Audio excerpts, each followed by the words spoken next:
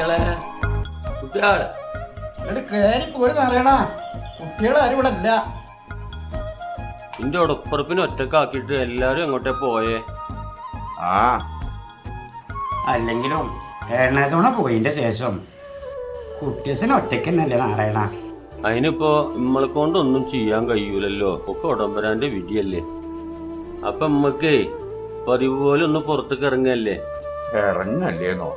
അതല്ലേ ഉള്ളു ഇപ്പച്ചൊരു ആശ്വാസം.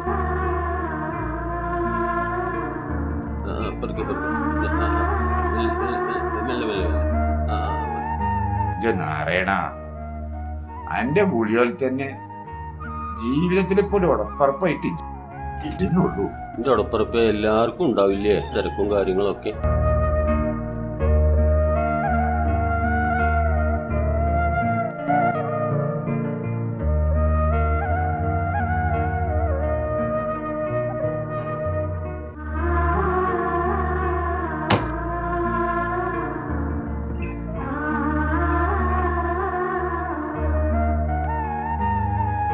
ശ്രദ്ധിച്ച് അങ്ങനെ അങ്ങനെ തന്നെ. മരോട് ഇവിടെ ഇല്ലാത്തോണ്ട് ഒരു ചായയും കൂടി തരാം. വശില്ലല്ലോ നാരായണ. അതൊക്കെ ഇപ്പൊ എപ്പോഴും ഇവിടുന്ന് കുടിക്കണല്ലേ? അല്ല വാപ്പാനോട് ഡോക്ടർ എന്താ പറഞ്ഞത്? അത് എത്ര പറഞ്ഞാലും മനസ്സിലാവില്ലല്ലോ.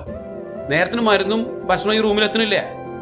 എന്നിട്ടും മനുഷ്യനെ അടങ്ങാറാക്കാനായിട്ട് നിങ്ങള് എന്റെ നാരായണാട്ടാ, നിങ്ങളോട് ഞാൻ പലവട്ടം പറഞ്ഞതല്ലേ ബാപ്പാക്ക് സംസാരിക്കാൻ പാടില്ല, സ്ട്രെസ് എടുക്കാൻ പാടില്ല എന്നൊക്കെ.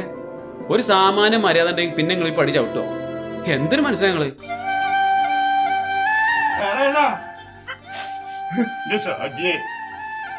ഞാനും അവനും തമ്മിൽ കുട്ടിക്കാലം മുതലുള്ള ബന്ധാണെന്ന് എനിക്കറിയില്ലേ.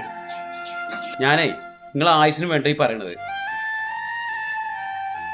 മോനെ, ഈ രാജ്യത്ത് ഏത് കമ്പനി ഇറക്കണ എത്ര മുന്തിയ കാറും ഓടിച്ചിന ആളാണ് എന്റെ ബാപ്പ.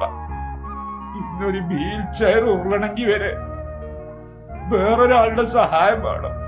സ്വന്തം മക്കൾക്കും കൂടി ഒന്നടുത്തിരുന്ന് സംസാരിക്കാനും സമയമില്ലാത്ത ഈ ഒരവസ്ഥയില് കൂടാനും പറയാനും ഒരാളടുത്തുണ്ടാകുക എന്ന് പറയണത് ഈ ജീവിതത്തിൽ കിട്ടാവുന്ന ഏറ്റവും വലിയ സന്തോഷാണടാ.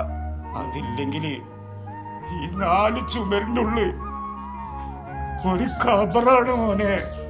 ഒരു മനുഷ്യന് ജീവനോട് കൂടി കുഴിച്ചു മൂടിയ വെറും ഒരു ഖബറ്.